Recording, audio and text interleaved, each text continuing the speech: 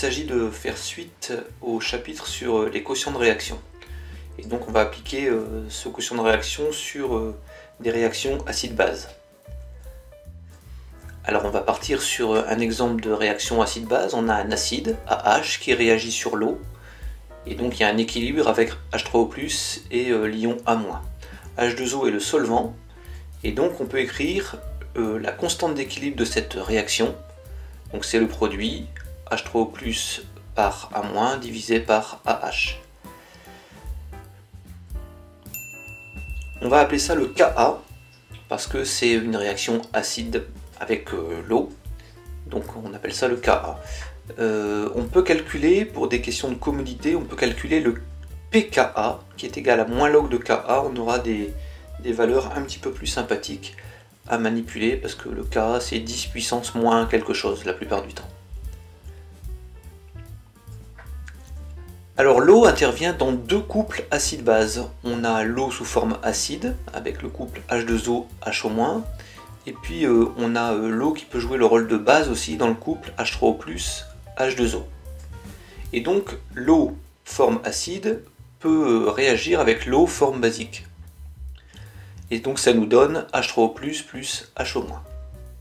Si on calcule la constante d'équilibre de cette réaction-là, eh bien on obtient donc H3O+ fois HO-. Donc ça c'est ce qu'on appelle la réaction d'autoprotolyse, c'est-à-dire que l'eau naturellement va réagir sur elle-même pour produire des ions H3O+ et des ions HO-. Quand on mesure le pH de l'eau à 25 degrés, le pH est de 7, c'est-à-dire que la concentration en ion H3O+, c'est 10 puissance moins pH, donc 10 puissance moins 7. La concentration en ion HO-, ça sera aussi 10 puissance moins 7, puisque à chaque fois qu'on a un ion H3O+ produit, eh ben, il y a un ion HO- qui est produit aussi. On peut donc calculer la valeur du quotient d'équilibre, de la constante d'équilibre de cette réaction, et donc on obtient 10 puissance moins 14. Alors 10 puissance moins 14 c'est tout petit, donc on va plutôt utiliser le pKe, donc moins log de Ke, et donc on obtient 14. Donc dans une réaction, dans un milieu réactionnel où il y a de l'eau, on aura toujours cette constante d'équilibre qui sera là, qui vaudra 10 puissance 14 si on se situe à 25 degrés. Donc si on a la quantité d'ions H3O+, on peut facilement en déduire la quantité d'ions HO- et inversement. Alors on parle un petit peu du pKa. Le pKa ça démarre à partir de 0, c'est par exemple le pKa de ce couple H3O plus H2O, et ça va jusqu'à 14, c'est le pKa du couple H2O HO-. Et donc au milieu on est à 7. Alors les acides sont de plus en plus forts quand le pKa diminue, c'est comme le pH, hein, plus c'est acide plus c'est proche de 0, donc la force des acides va dans ce sens là. Et donc les acides les plus forts seront tout au bout de cette échelle. Donc un acide fort, c'est un acide qui aura un pKa égal à 0. Alors par exemple, on trouve l'acide chlorhydrique, l'acide nitrique, l'acide sulfurique, voilà. On a des pKa qui sont nuls. Et puis de l'autre côté de l'échelle, plus on va se rapprocher de 14, plus la base va être forte. Donc les bases fortes, on va avoir un pKa qui vaut 14. Et donc on peut trouver donc, par exemple les ions hydroxyde. Donc on se situe toujours dans un solvant à base d'eau.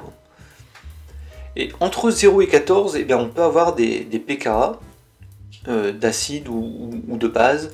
Et donc on va avoir des acides ou des bases qui vont être dites faibles.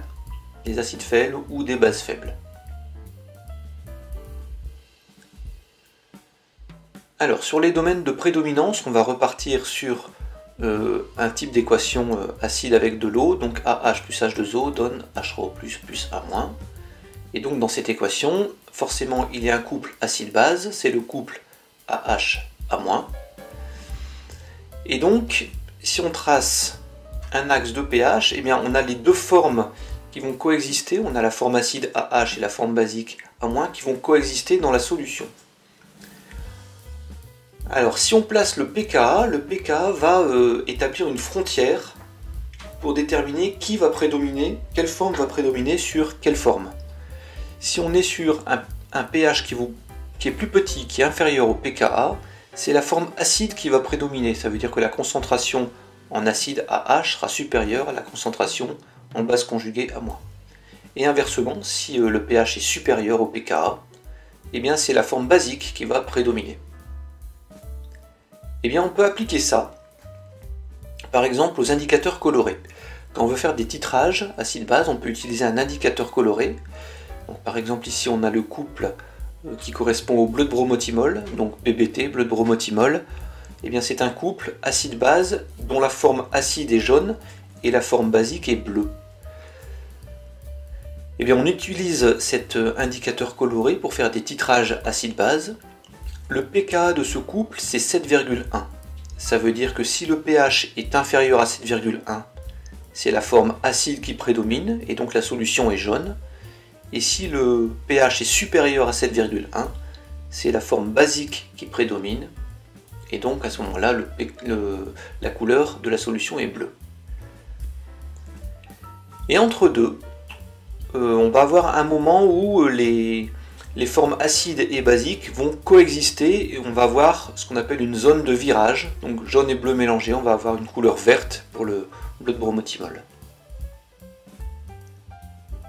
Une dernière chose concernant les domaines de prédominance avec les acides alpha-aminés. Alors un acide alpha-aminé, c'est un acide carboxylique qui porte aussi une fonction amine sur la même molécule. Cet acide, donc ici acide en rouge, c'est OOH. Le H peut s'en aller, donc c'est-à-dire qu'il va perdre son proton. Et donc on a ici un couple acide-base.